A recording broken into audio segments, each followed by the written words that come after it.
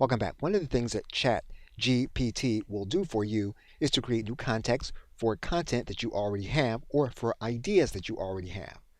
For example, if we were to take an existing document and we were to take all of the text and to place it inside of ChatGPT, what we're going to do is to give ChatGPT context and to tell the chatbot to write it in the context that we specify. Once we have the context, we're going to click Shift Enter, and we are then going to paste in our article. We're then going to click Enter, and we're going to allow ChatGPT to rewrite the article.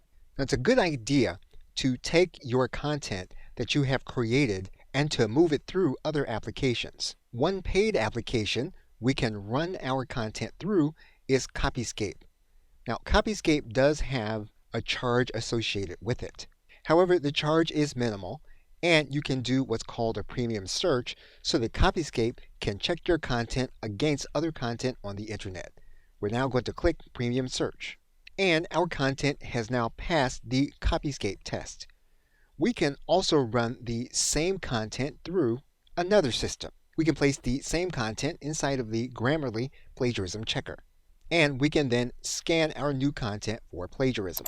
According to Grammarly, no plagiarism is found. If you have an account with Grammarly, you can fix other issues according to Grammarly when it comes to the writing. However, we can run the same content through another tool that's commonly available to individuals that use the Microsoft suite of products. Okay, so with that, thanks, and I will see you in another video.